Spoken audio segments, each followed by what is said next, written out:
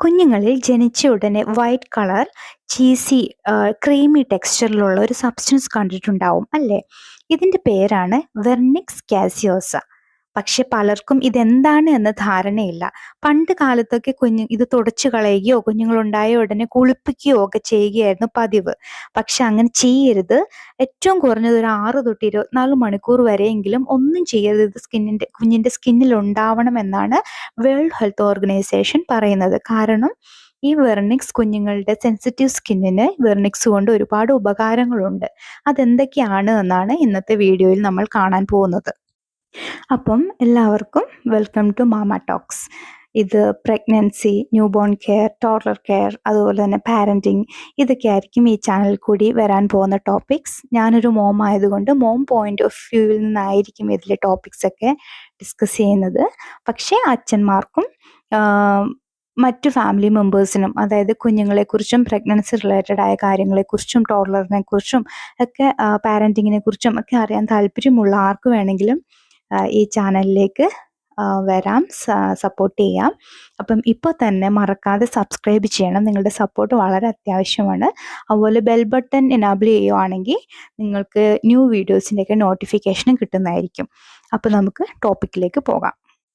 Wernicke's കാസിയോസ ചുരുക്കത്തിൽ Wernicke's എന്നാണ് പറയുന്നത്. ഇതൊരു പ്രൊട്ടക്റ്റീവ് ലെയർ ആണ്.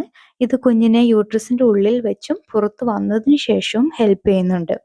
വെർണിക്സ് കുഞ്ഞിൻ്റെ ബോഡിയെ കവർ ചെയ്യാൻ തുടങ്ങുന്നത് സെക്കൻഡ് ട്രൈമസ്റ്റർ മുതലാണ്. വെർണിക്സ് ഒരു ക്രീമി ടെക്സ്ചറിലാണെന്ന് ഞാൻ പറഞ്ഞല്ലോ. ഇതിൻ്റെ കോമ്പോസിഷൻ വാട്ടർ, ലിപ്പിഡ്സ്, അതുപോലെ തന്നെ പ്രോട്ടീൻസ്, ഇത് മൂന്നും കൂടി ചേർന്നതാണ് ഈ വെർണിക്സ്. ഇതിൽ എൻസൈംസ് ഉണ്ട്, അതുപോലെ തന്നെ ആൻറ്റി ബാക്ടീരിയൽ പ്രോപ്പർട്ടി ഉള്ള ഇന്നേറ്റ് പ്രോട്ടീൻസും ഉണ്ട്. ഈ വെർണിക്സ് കുഞ്ഞിൻ്റെ സ്കിന്നിനെ യൂട്രസിൻ്റെ ഉള്ളിൽ വെച്ച് സഹായിക്കുന്നത് എങ്ങനെയാണെന്ന് നോക്കാം. യൂട്രസിൽ കുഞ്ഞിനെ ചുറ്റിപ്പറ്റി അമ്നോട്ടിക് ഫ്ലൂയിഡ്സ് ഉണ്ട്. ഈ അമ്നോട്ടിക് ഫ്ലൂയിഡുമായിട്ടുള്ള പ്രൊലോങ്ഡ് എക്സ്പോഷർ മൂലം കുഞ്ഞിൻ്റെ സെൻസിറ്റീവ് സ്കിന്നിന് ഡാമേജ് ഉണ്ടാകാതെ വാട്ടർ പ്രൂഫ് ബാരിയറായി വെർണിക്സ് പ്രൊട്ടക്റ്റ് ചെയ്യുന്നുണ്ട്. അതുപോലെ തന്നെ കുഞ്ഞിൻ്റെ ബോഡിയുടെ ടെമ്പറേച്ചർ റെഗുലേറ്റ് ചെയ്യാനും സഹായിക്കുന്നുണ്ട്. ഡെലിവറിയുടെ സമയത്താവട്ടെ, അതായത് വജൈനൽ ഡെലിവറിയുടെ സമയത്ത് വെർണിക്സ് ഒരു ലൂബ്രിക്കൻ്റ് ആയിട്ട് പ്രവർത്തിക്കുന്നു. അതുപോലെ തന്നെ ആൻറ്റി മൈക്രോബിയൽ ഗുണങ്ങൾ ഉള്ളതുകൊണ്ട് ജനന സമയത്ത് അമ്മയുടെ ജനൈറ്റൽ ട്രാക്റ്റിൽ എന്തെങ്കിലും ബാക്ടീരിയ ഉണ്ടെങ്കിൽ അതിൽ നിന്ന് കുഞ്ഞിനെ സംരക്ഷിക്കാനും ഈ വെർണിക്സ് സഹായിക്കുന്നുണ്ട്. ഇനി ജനനശേഷം എങ്ങനെയാണ് സഹായിക്കുന്നത് എന്ന് നോക്കാം. അതിലൊന്നാമതാണ് നാച്ചുറൽ മോയ്സ്ചറൈസർ ആയിട്ട് പ്രവർത്തിക്കുന്നു. കുഞ്ഞിൻ്റെ സ്കിൻ ഡ്രൈ ആവാതെ കാക്കുന്നു. ഇതിൽ ഹൈ വാട്ടർ കണ്ടന്റ് ഉള്ളത് കൊണ്ട് തന്നെ ഈ മോയ്സ്ചറിനെ സ്കിന്നിലേക്ക് ലോക്ക് ചെയ്യുകയും മോയ്സ്ചർ ലോസ് റെഡ്യൂസ് ചെയ്യുകയും ചെയ്യുന്നു. ഇനി രണ്ടാമത്തത് ആൻറ്റി ബാക്ടീരിയൽ പ്രോപ്പർട്ടി ഉള്ളതുകൊണ്ട് ജനിച്ച ഉടനെ തന്നെ ഇമ്മീഡിയറ്റ്ലി എന്തെങ്കിലും ഇൻഫെക്ഷൻ കുഞ്ഞിനെ പിടിപെടുന്നതിൽ നിന്ന് സംരക്ഷിക്കുന്നു. ഇനി അടുത്തതാണ് ആൻറ്റി ഓക്സിഡൻറ്റ് പ്രോപ്പർട്ടി. ഈ ഫ്രീ റാഡിക്കൽസ് മൂലം ഉണ്ടാവുന്ന സെൽ ഡാമേജ് സ്ലോ ഡൗൺ ചെയ്യാൻ ഈ ആൻറ്റി ഓക്സിഡൻറ്റ് പ്രോപ്പർട്ടി സഹായിക്കുന്നുണ്ട്. പണ്ട് കാലത്തൊക്കെ കുഞ്ഞ് ജനിച്ച ഉടനെ കുളിപ്പിച്ചെടുക്കുമായിരുന്നു. പഴയ ആളുകൾക്ക് ഇതിനെക്കുറിച്ച് വലിയ ധാരണയില്ലാത്തത് കൊണ്ടാണ്.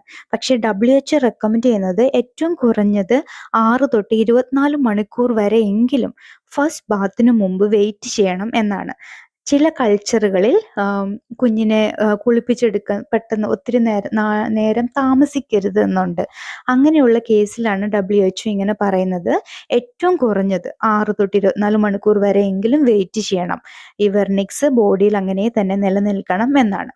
പക്ഷെ എത്ര നാൾ വരെ എന്ന് പറയുന്നില്ല. കാരണം ഇത് ബോഡി തന്നെ അബ്സോർബ് ചെയ്യുന്ന അത്രയും നാൾ വെയിറ്റ് ചെയ്യണം എന്നാണ്. അതൊക്കെ കുറച്ച് ദിവസം എടുക്കും. ഒന്നോ രണ്ടോ 3 4 ദിവസങ്ങൾ എടുക്കുക. ഇത് തനിയെ അബ്സോർബ്ഡ് ആയി പോവും. അതിനുശേഷം മാത്രമേ കുഞ്ഞിന് ഫസ്റ്റ് ബാത്ത് കൊടുക്കാവുള്ളൂ. ഇനി അമ്നോട്ടിക് ഫ്ലൂയിഡോ ബ്ലഡിൻ്റെയോ ഒക്കെ അംശങ്ങൾ ബോഡിയിൽ ഉണ്ടെങ്കിൽ അത് നമുക്ക് തുടച്ചു കളയാം. പക്ഷെ വെർണിക്സ് അതുപോലെ തന്നെ ലീവ് ചെയ്യണം. ഇനി പതിയെ മസാജ് ചെയ്ത് സ്കിന്നിലേക്ക് തന്നെ റബ്ബ് ചെയ്ത് കൊടുക്കാം. പക്ഷെ അത് തുടച്ച് കളയരുത്. ബ്രസ്റ്റ് ഫീഡിങ്ങിന് വെർണിക്സ് കുഞ്ഞുങ്ങളെ ഹെൽപ്പ് ചെയ്യുന്നുണ്ട്. അതായത് ലാച്ചിങ്ങിന് ബേബിയെ സഹായിക്കുന്നുണ്ട്. അതെങ്ങനെയാണെന്നല്ലേ, വെർണിക്സിൻ്റെയും അമ്നോട്ടിക് ഫ്ലൂയിഡിൻ്റെയും ഒക്കെ സ്മെൽ കുഞ്ഞുങ്ങളുടെ ബ്രെയിനിന് ലാച്ച് ചെയ്യാനുള്ള സിഗ്നൽ കൊടുക്കുന്നുണ്ട്. ഇനി അമ്മമാരെയും ഇത് സഹായിക്കുന്നുണ്ട്. വജൈനൽ ബർത്ത് നടന്ന അമ്മമാർക്ക് പെരിനിയൽ വൂണ്ട് ഹീലിങ്ങിന് വെർണിക്സ് ഹെൽപ്പ് ചെയ്യുന്നുണ്ട്. 19th വീക്കിലാണ് വെർണിക്സ് ഡെവലപ്പ് ചെയ്യാൻ തുടങ്ങുന്നത്. 34 വീക്സ് വരെ ഇതിൻ്റെ കട്ടി കൂടിക്കൊണ്ടിരിക്കുന്നു. പിന്നെ ഇത് കുറയാൻ തുടങ്ങുന്നു. ബൈ 40 വീക്സ് ആകുമ്പോഴത്തേക്കും ഇത് തീരെ കുറവായിരിക്കും. അതുകൊണ്ട് തന്നെ പ്രീമച്വർ ബേബീസിൽ ഇത് കൂടുതൽ അളവിൽ കാണാം. ഡ്യൂ ഡേറ്റിന് കുറച്ച് ആഴ്ചകൾക്ക് മുമ്പുണ്ടായ ബേബികളിലും ഇത് കൂടുതലായിരിക്കും.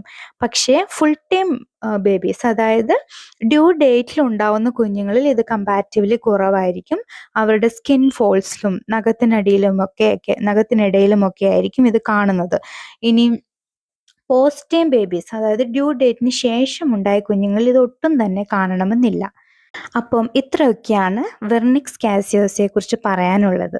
ഇതെന്താ എൻ്റെ കുഞ്ഞിൻ്റെ സ്കിൻ ഇങ്ങനെ എന്നോർത്ത് ഇനി പേടിക്കേണ്ട ആവശ്യമില്ല. ഇത് നോർമലാണ്. അതുപോലെ എൻ്റെ കുഞ്ഞിന് ഇതില്ലല്ലോ എന്നോർത്തും പേടിക്കേണ്ട ആവശ്യമില്ല. ഡ്യൂ ഡേറ്റ് കംപ്ലീറ്റ് ചെയ്തിട്ട് ഉണ്ടാവുന്ന കുഞ്ഞുങ്ങൾക്ക് ഇതുണ്ടാവാൻ സാധ്യത കുറവാണ്. ഇനി ഇതല്ലാതെ നിങ്ങൾക്ക് ഏതെങ്കിലും കൺസേൺസ് ഉണ്ട് എങ്കിൽ നിങ്ങളുടെ ഡോക്ടറോട് ചോദിക്കാൻ മടിക്കരുത്.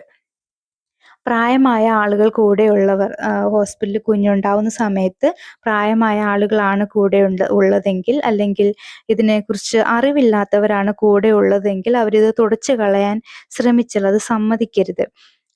അത് പോകുന്നത് വരെ വെയിറ്റ് ചെയ്യണം എന്ന് പറയുക. അതുപോലെ അത് പതിയെ റബ്ബ് ചെയ്ത് കുഞ്ഞിൻ്റെ സ്കിന്നിലേക്ക് പതിയെ മസാജ് ചെയ്ത് കൊടുക്കാം. അപ്പം വീഡിയോ ഇഷ്ടമായാൽ ഇത് ലൈക്ക് ചെയ്യാനും ഷെയർ ചെയ്യാനും സബ്സ്ക്രൈബ് ചെയ്യാനും മറക്കരുതേ. അപ്പോൾ നിങ്ങളുടെ അഭിപ്രായങ്ങളും നിർദ്ദേശങ്ങളും അറിയാൻ ആഗ്രഹമുണ്ട്. നിങ്ങൾക്കറിയാവുന്ന ഈ വീഡിയോ ഹെൽപ്ഫുൾ ആകും എന്ന് തോന്നുന്ന ആളുകൾക്ക് ഇത് ഷെയർ ചെയ്ത് കൊടുക്കുമെന്ന് പ്രതീക്ഷിക്കുന്നു.